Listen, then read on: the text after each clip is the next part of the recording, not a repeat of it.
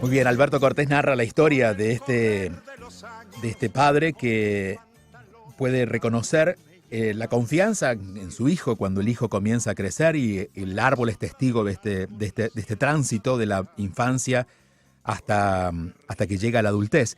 Y hoy queremos recorrer esa vida, la vida de uno de los hombres de nuestra comunidad que más hemos visto, que más nos ha servido de hecho, porque constantemente está en los medios de comunicación, incluso en puertas adentro, ¿no? En su oficina quienes llegan siempre salen contentos. Creo que el regalo más importante que una persona puede darle a otra es la confianza. Cuando una persona confía en nosotros, ha ocurrido algo que es prácticamente mágico, porque la confianza no se inventa, ¿no? Y podríamos decir que es de las personas más confiables aquí en Miami. Es el abogado Ángel Leal, aunque hoy vamos a dejarle el abogado, vamos a llamarle Ángel, ¿no? ¿Cómo está? No?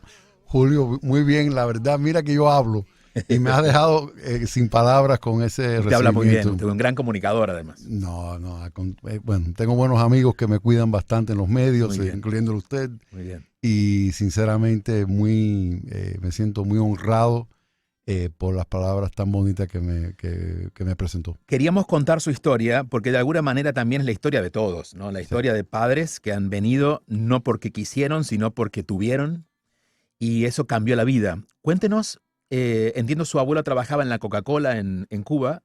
Correcto. Y allí comienza la historia. Cuéntenos. Sí, así mismo fue. Jesús Leal, en paz descanse, trabajaba en la Coca-Cola cerca de La Habana. Mi familia es de un pueblo humilde en Cuba, Guanajay, que ahora es Habana Campo, cuando aquello era Pinar del Río. El caso es que, de hecho, yo ocupo el nombre de mi padre, en paz descanse, quien ocupó el nombre del abuelo de él, que mi bisabuelo, Ángel Leal, que yo creo que lo puedo decir ya porque ya prescribió el delito. Claro. Él se dedicaba a la bolita. No me digas. Al juego allá en Cuba. Al casino ilegal. El casino ilegal. Y pues entonces, pero mi familia en realidad, mis padres se conocieron en Guanajay. Mi madre es de ascendencia libanesa, pero mi abuelo materno inmigra del Líbano a Cuba. Conoce a mi abuela, hija de padres libaneses. Se casan ellos, tienen a mi madre, mis padres se conocen. Viene la Revolución Cubana, para hacerle el cuento largo corto, y mi abuelo le dice a mi madre que no deja hija soltera, o sea, que se emigra con él a México o se queda o se casa. Entonces mis padres deciden casarse, duran un poco más en Cuba, pero vamos a decir, mi abuelo emigra en el año 60, 61, entre otras cosas que tenían miedo que iban a cerrar el país. Bueno, y reclutar a mi tío materno, en paz descanse, para el servicio militar obligatorio. Y tenía 15 años. Manda a mi tío materno al Líbano para evadir todo eso. Él emigra a México porque tenía alguien del pueblo del Líbano que estaba en México, que resulta ser, con los años, que es el abuelo de mi esposa. No me digas. Así. Sin saberlo. O sea, cuando conoces a tu esposa empiezan a unir. Exactamente. Claro, al final el mundo es tan pequeño. Y al poco tiempo mis padres emigran a México, no logran legalizarse en México. Y emigran para acá y al poco tiempo nazco yo. Bueno, hay un punto importante y es que su padre se legaliza porque una persona americana, cuéntelo usted, lo apadrina, ¿no? Sí. Las leyes eran muy diferentes en aquel momento. Es correcto. Mi padre estaba estudiando ingeniero, de hecho lo querían mandar a estudiar ingeniería naval en Polonia, pero se va de Cuba. Mi madre era profesora de matemática en Cuba también, o sea, abandonaron carrera, eran profesionales. Son profesionales. Y mi padre empieza limpiando pisos en un hotel Sheraton en Tampa. Yo nazco en Ybor City, en una clínica 3. Mi madre todavía guarda la tarjeta. Hicieron una colecta todos los miembros del equipo de limpieza del hotel para pagar el parto mío en esa clínica. Pasan los años, mis padres vienen para Miami, empieza a trabajar en un almacén de víveres que se llamaba Cantors, que hoy en día se llama Jetro, que es para al mayor, mercancía al mayor, y ya empezó el proceso, se hizo residente, aspira a la ciudadanía, pero cuando aquello era un proceso muy bonito, porque cuando aquello tenías que llevar a alguien quien lo recomendaba, alguien quien avalaba por usted, y él lleva un veterano de la Segunda Guerra Mundial. Y naturalizar nunca es fácil, y el oficial como que estaba más o menos, y entonces este señor, veterano de la Segunda Guerra Mundial, respaldó a mi padre. Y le dijo, si ustedes no naturalizan al señor Leal, ya yo no sé cuál es el significado de nuestro país. Wow. Y es un señor, primer nombre Frank McConnell. Si Siguieron en contacto luego, imagino, ¿no? Sí, era una bella persona. Y hace el cuento de, era piloto de la Segunda Guerra Mundial.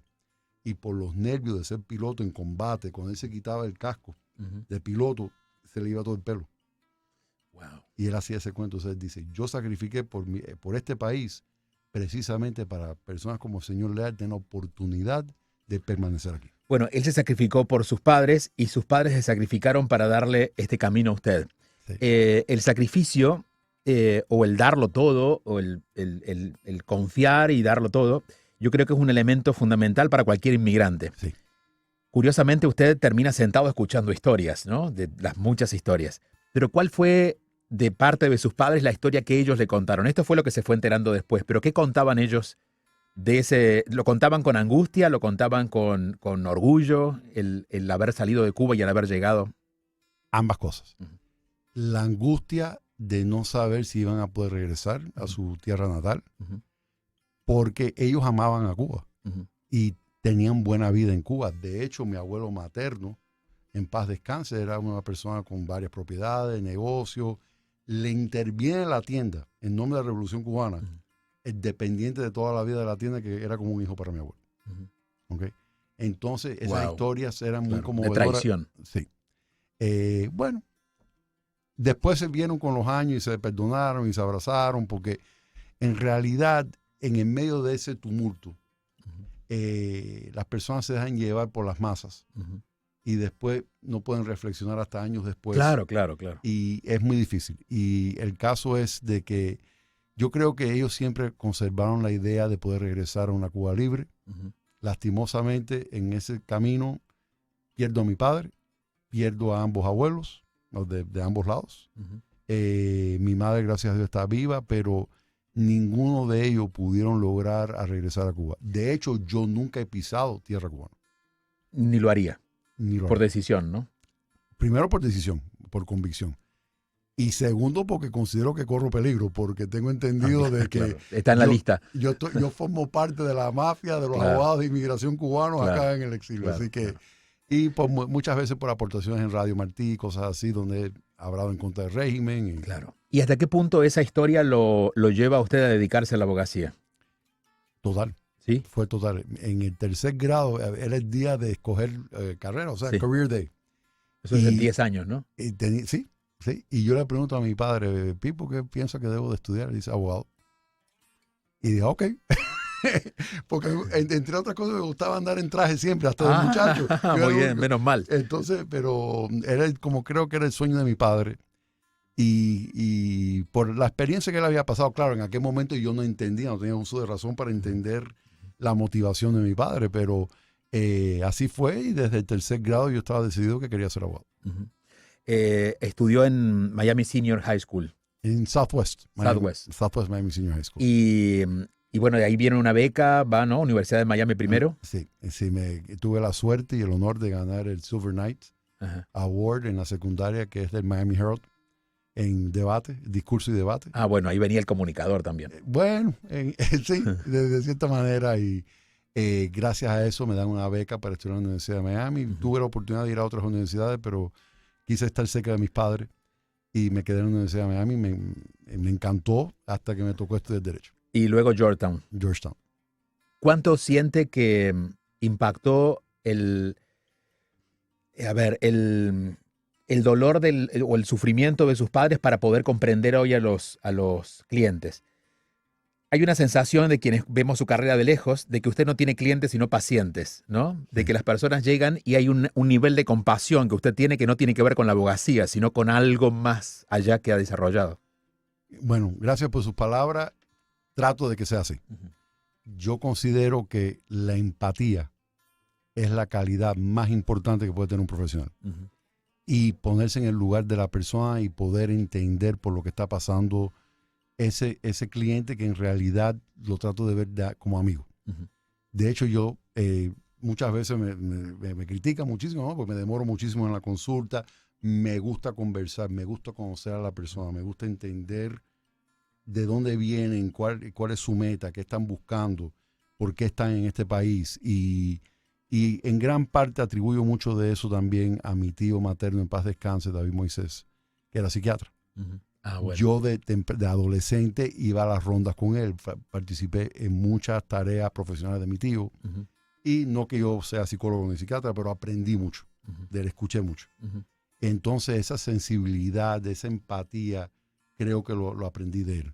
Y yo creo que un abogado es un consejero, pero para poder ser consejero tienes que ganar lo que usted dijo al principio del programa. Confianza. La confianza de la persona a quien le está pidiendo ese asesoramiento, y de la única forma que yo sé poder hacer eso es entablar una conversación donde se conocen a nivel humano para entonces entrar en la materia profesional. Una cosa es la ley y otra cosa es la justicia. No siempre van juntos, ¿no? No. Y le pasará que habrá encontrado muchos puntos de frustración cuando vio que las personas merecían algo que no le dieron. Sí. ¿Qué se hace en esos casos? Se agota todos los recursos posibles a nivel legal, pero siempre con la verdad. Y una de las cosas que yo he aprendido a través de los años, y siempre creo que lo he tratado de mantener, es siempre se dice la verdad. Y se trata, se intenta por las vías legales que puedan existir, pero lastimosamente en algunos casos, yo siempre digo, especialmente en inmigración, algunas veces cuestión de persistencia y insistencia. Puede pasar una de dos cosas: cambio de ley o cambio de circunstancias. Y tal vez para lo que no calificó hace 5 años puede calificar hoy. Y lo hemos visto constantemente con tantos cambios en inmigración, DACA, TPS, etcétera, que años atrás no existían. Entonces, yo extraño una ley en particular que era la suspensión de deportación. Del año 97, ¿no? Sí. Que esa era, y un juez de inmigración fue mejor el que mejor me lo explicó. Era demostrar 7 años de permanencia en el país, que eres una persona de buena conducta moral. Y al final de cuentas, porque uno trataba de entender la motivación del juez, bueno, ¿por qué el juez falla a favor? ¿Por qué el juez falla en contra? Y el juez me lo explica de esta manera: yo le voy a aprobar el caso al que yo quisiera tener como vecino, y no le voy a aprobar el caso al que yo no quisiera tener como vecino, porque no le voy a imponer al ajeno lo que no quisiera que me impondrían a mí. ¿Ese era el juez? El juez de inmigración. Muy bien. Y me encantó. Y ya mi enfoque siempre era eso, o sea, demostrar que esta es una buena persona, una persona decente, una persona que merita la oportunidad de estar en el país, que sí hay una consecuencia de no poder permanecer en el país, bien sea por las condiciones en el país de origen, persecución, sacrificios que han hecho, separación familiar, y para que ese adjudicador pueda entender que esta es una persona que pudiera estar orgulloso, no solamente de que sea su vecino, pero que sea ciudadano del mismo país. Me imagino entonces que le ha dicho que no a algún cliente alguna vez. Sí, sí. Si no entiendo que hay sinceridad por parte del cliente, si no veo que el cliente esté comprometido con su causa, si hay falta de credibilidad, entonces en algunos casos sí me toca declinar la representación, si considero que no hay sinceridad. O sea, porque yo no juzgo a nadie. No estamos aquí para juzgar. Claro. Yo aprendí a temprana edad que no puedes juzgar a nadie sin haber caminado una milla en los zapatos de esa persona. De acuerdo. Y por lo tanto no juzgo, pero al menos sí, la sinceridad. No es mi trabajo perdonar tampoco. Mi trabajo es abogar por esa persona. Pero si la persona no se sincera conmigo y no me dice la verdad y me oculta o me habla con tratando de evadir la realidad de su caso o los hechos reales, ya entonces la representación no es posible porque no hay buena comunicación. ¿Y mantiene algún caso que lo marcó por lo traumático, por la historia de la persona? ¿Quedan como una agenda en su corazón, ¿no? De casos. Muchísimos. Casos más nunca se me olvida un caso que tuvimos de un señor que estuvo indocumentado en este país, deportado 30 años, hasta que logramos la residencia y después, gracias a Dios, la ciudadanía. Y me dijo una frase, y nunca lo entendí hasta que escuché la frase esta, que es, y lo digo humildemente, pero no lo veo, que fue él, no fuimos nosotros. Claro, esto dijo él. Lo dijo él, pero dice: ustedes me sacaron de la oscuridad y estoy viviendo ahora en la luz. Y en realidad es por él y por la conducta que él había tenido en el país, pero entendí, para los inmigrantes, una de las cosas más difíciles es precisamente la parte psicológica, de que sientes un cierto rechazo del país que usted eligió de querer inmigrar y vivir en este país. Y cuando no le dan los documentos y no le dan un estatus legal, sientes, y nunca entendí esa parte, la parte psicológica de que como yo no pertenezco. No se siente incluido en la sociedad de ese no país. No me siento incluido y no siente que yo merito la oportunidad de vivir en este país. Y eso duele.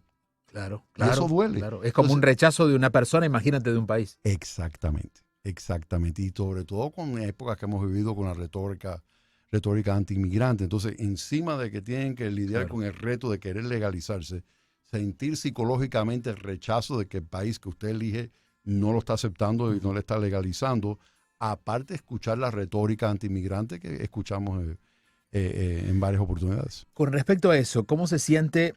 Porque yo estoy en una situación yo estoy en el medio de la noticia y escuchamos lo que pasa en la frontera, escuchamos el aprovechamiento político de lo que pasa en la frontera, Total. Escuchamos de la delincuencia que hay en la frontera, Sí.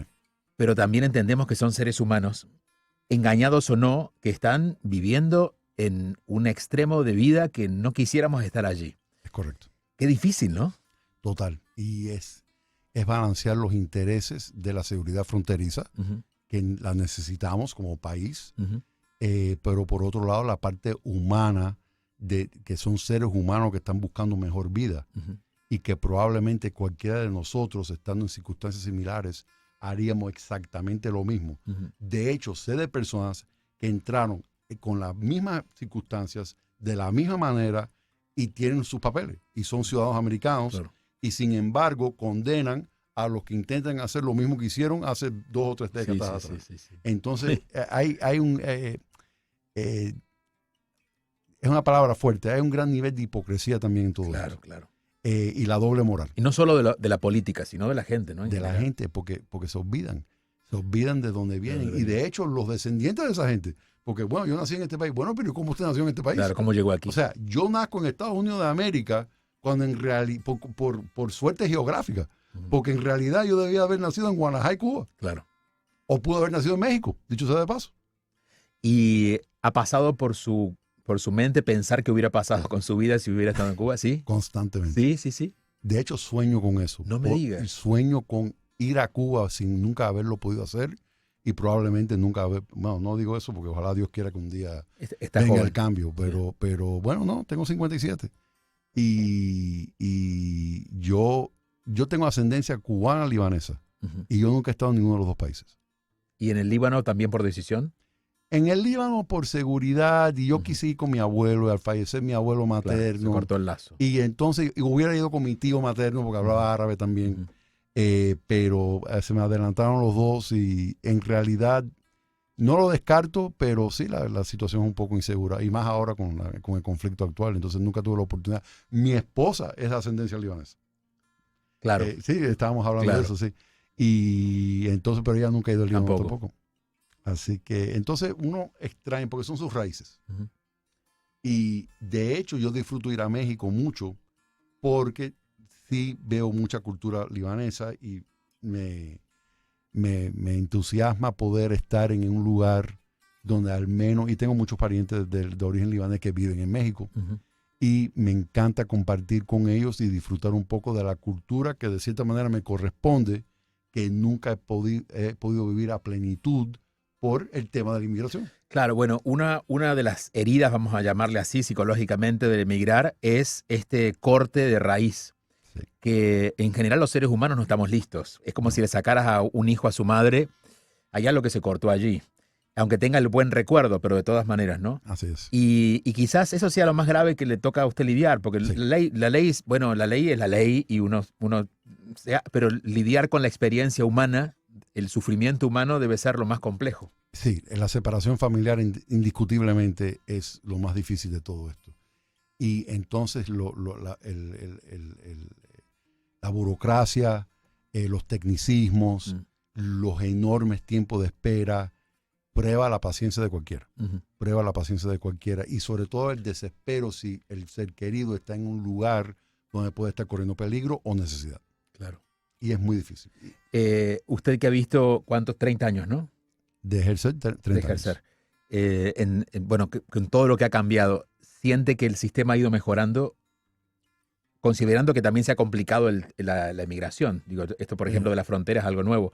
Pero ¿siente que el sistema ha ido acompañando el crecimiento de la inmigración? Realmente no. Realmente no. Es un sistema anticuado. No se ha actualizado con los hechos reales, hechos actuales. No ha habido una reforma inmigratoria desde el presidente Reagan, que fue la última amnistía que se concedió en este país. La última reforma inmigratoria fue en el año 97, que fue una reforma totalmente no pro-inmigrante, era para aplicar la ley de inmigración con consecuencias severas por conducta no tan severa. Entonces realmente hemos estado tratando de defender a nuestros clientes con precedentes legales, con cambios de regulación.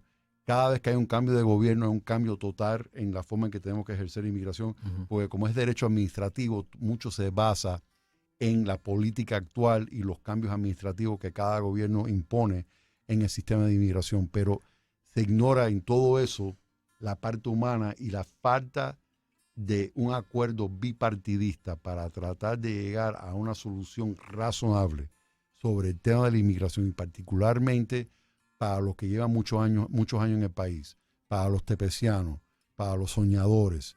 La ausencia de eso es doble daño. Primero, porque deja a estas personas en el limbo y segundo, porque no les da la posibilidad de traer a sus seres queridos de forma legal. Claro. Al final es una solución a medias. Exactamente. Considerando eso, ¿ha pensado meterse en el sistema y estar en, no sé, en un lugar de decisión dentro de la política? En algún momento quise ser juez de inmigración y no lo obtuve, lo intenté en una ocasión. El señor que seleccionaron, brillante juez, creo que ya no está, pero en eso me independicé, abrí mi bufete y ya con el crecimiento, gracias a Dios y gracias a ustedes y los medios y los amigos como usted, que hemos crecido al punto de que ya no es factible para que deje la práctica para ser juez de inmigración. Era mi sueño ser juez de inmigración. He pensado en la política, pero no de forma seria por el mismo motivo. Pero un no todavía. Porque la vocación está, la vocación de servicio y está. De hecho, yo estudié ciencias políticas. Ah, bueno. Y me apasiona la política. Me apasiona. Digo yo porque no sé cómo lo ve usted, pero estamos en una época donde estamos cambiando la forma de liderazgo, donde la gente ya no le cree a los políticos y está muy harta, y la política es necesaria. Entonces también es necesario que la gente que tiene ética en su trabajo se involucre y bueno, no le estoy ofreciendo nada porque no tengo que. No lo descartaría. Okay. No lo descartaría. Sería un privilegio. Yo creo que lo que yo pueda hacer por este país. Un mayor servicio, ¿no? Sí, un mayor servicio. Y sinceramente me gustaría introducir, yo humildemente soy una sola persona pero yo quisiera ver un poco más de seriedad en el Congreso Nacional. O sea, yo creo que hay una conducta no apta para lo que representa el Congreso de los Estados Unidos de América. Sí, es poco serio. Y yo creo que hay que restaurar, independientemente de la política y la línea política de cada cual, pero al menos la seriedad de los temas y la conducta de nuestros representantes. Y creo que eso es algo importante que se está perdiendo un poco la informalidad, que no creo que corresponde a un escaño de tanta importancia, porque si uno se pone a pensar, son 435 representantes, 100 senadores, y es la tercera parte del gobierno federal. La rama ejecutiva y la rama judicial. O sea, estamos hablando de las personas más poderosas en el país para efectuar el cambio. Y es muy difícil. Y hay que buscar terreno común. Y hay que buscar y lidiar con los temas más difíciles. No solamente el de inmigración, el de cuidado de salud, el del control de armas de fuego, el de los derechos reproductivos de las mujeres. O sea, aquí hay temas serios que se convierten en lemas de campaña y en cada campaña van a hablar de estos mismos temas. Sí, sí, sí. Inmigración, Sí. Reproducción, Con grandes promesas. control de armas, pero no hay soluciones. Uh-huh. Entonces, en algún momento hay que dejar a un lado la política y empezar a buscar soluciones a problemas que en algunos casos puede costar la vida de seres humanos, como es el tema de las armas de fuego. Que es otro tema, ¿no? Otro de los temas pendientes. Así es. Que no pasa, creo yo, no solamente por la legislación, sino por la conciencia ciudadana, que tampoco ha crecido tanto como para poder convivir en buenas costumbres. Sí, y es lo que hace este país, el país más grande del mundo, pero también es un reto. Porque, por ejemplo, hay una segunda enmienda que hay que respetarla. Hay una propuesta de una enmienda constitucional desde el gobernador Newsom de California. Pero hay un proceso para eso y básicamente 2/3 partes de los estados tendrían que estar de acuerdo para que entonces 3/4 partes de una asamblea o una reunión congresional aprueben la enmienda constitucional. Entonces, si no hay la voluntad de esa supermayoría de poder enmendar la Constitución, no se enmienda. Y eso es lo que hace este país grande, pero a la vez... Puede ser su sombra. Exacto, es difícil. ¿De dónde viene su sensibilidad? Pocas veces me he encontrado con abogados que se pueden emocionar, por ejemplo, ante un caso. Sí. Y a usted le pasa mucho, es muy sensible. ¿Esto heredado de sus padres? Sí. Sí, mis padres eran... Bueno, mi padre yo lo extraño todos los días. Yo tengo la foto de él detrás de mí porque quiero tener la guía de él, aunque sea del más allá. Mi tío materno fue una persona muy importante en mi vida. Aparte de que era muy buena persona, fue el primer profesional de mi familia. Porque se graduó de médico en España y ejerció acá antes de que yo me graduara, mucho antes. Y a mí me fascina la psicología y la psiquiatría. Me fascina. Ok. Me fascina. Eso explica un poco más. Y entonces, no es precisamente lo que el cliente o el amigo, el que nos visita, lo que le está manifestando verbalmente, no necesariamente es lo que le está pidiendo. Está pidiendo tal vez un poco de comprensión, tal vez un poco de empatía. Y como yo siempre le digo, mira, no todos los casos tienen una solución inmediata. Yo no le puedo prometer a usted que le van a dar una tarjeta verde mañana. Eso sería irresponsable y antiético de mi padre. Pero lo que sí le puedo prometer es que lo voy a escuchar. Y el caso suyo tiene un plan. Tal vez no es un plan para un resultado inmediato, pero hay un plan. Entonces vamos a elaborar ese plan. A lo mejor ese plan no incluye una representación legal. Y eso alivia y da esperanzas a su vez. Exactamente, dentro de la verdad. Pero muchas veces le digo al cliente, ven a verme en 6 meses, ven a verme en 3 meses. Vamos a ver si cambia esto, vamos a ver si cambia aquello, vamos a ver si cambia la circunstancia suya. No lo procures. Va a caer por su propio peso en el momento correcto, cuando usted le corresponda, pero sin cometer imprudencias y con paciencia podemos llegar a la meta. Si puede, siempre el regalo del tiempo es mirar para atrás y ver las cosas diferente, ¿no? Si mirara diferente estos 30 años, ¿qué siente que podría haber hecho diferente o está agradecido de todo lo que de alguna manera ocurrió como ocurrió? Las dos cosas. Agradecidísimo de todo lo que me pasó. Me lamento haberme demorado. Yo no siempre fui una persona tan segura de mí mismo. Ajá. Yo sufrí de un poco de inseguridad. Y me costó mucho trabajo independizarme como abogado. ¿Ah, sí? Y yo no me independicé, o sea, abrí mi propio bufete hasta el 2011. No me digas. O sea, ya yo había ejercido... Pero mira cómo despegó ese cohete después del 2011. Sí, me agarraron los años, pero en realidad, mirando hacia atrás, ojalá que hubiera creído un poco más en mí para haber lanzado un poco antes de lo que hice, pero yo creo que todo sucede en el tiempo perfecto. Eso de acuerdo. Y entonces eso responde un poco a esta pregunta, que es la de si pensamos en las personas que están escuchándonos y preguntándole, bueno, ¿cuál fue lo que realmente hizo que le cambiara el destino y pudiera triunfar y brillar? Entonces la primera cosa es eso, ¿no? Es creer en uno mismo. Creer en uno mismo y la necesidad. A ver. La necesidad. Porque cuando llegues a un momento en su vida donde fracasar no es una opción. Claro. ¿Por la familia? Por la familia, ya yo estaba casada, ya yo tenía un hijo. Era un tiempo difícil, era como por el 2008 cuando empezó a colapsar la economía con la cuestión de las viviendas y demás. Y bueno, económicamente fue un tiempo difícil para muchísimas personas. ¿Y qué lo llevó a confiar más en usted? Que no tuve otra opción. No tuve otra opción. Espada y pared. Es más, me recuerdo, yo estaba con mi hijo recién nacido, un bebé, tenía 5 o 6 años, en un juego de béisbol de los Marlins, cuando jugaban en el estadio anterior de donde juegan los Delfines. Y yo tenía un plan y me doy cuenta que el plan que yo tenía para solucionar un problema no lo podía hacer. Y yo decía, Dios mío. Y entré al baño y empecé a echar agua en la cara. ¿Y qué hago? ¿Y qué hago? Y entonces me respondí a mí mismo en el espejo del estadio, más no se me olvide. Lo que vas a hacer es, vas a empezar con lo que tienes, con lo poco o mucho que tienes, y vas a echar para adelante. Porque no puedes defraudar a tu familia, a tus padres y sobre todo a ese niño que está contigo aquí en el estadio. Y ahí, pues nada. Todo cambió. Todo cambió. ¿Qué lugar ocupa Dios en su vida? Muy importante.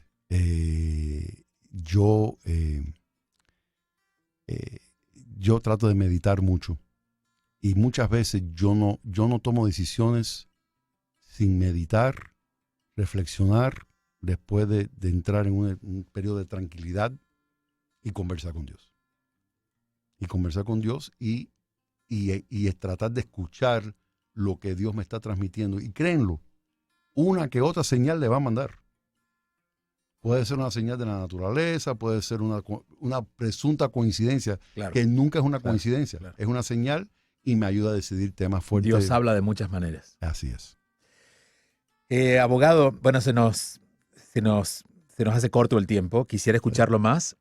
Volveremos a hablar de inmigración en algún momento, pero claro, queríamos brevemente contar su parte de toda esta historia.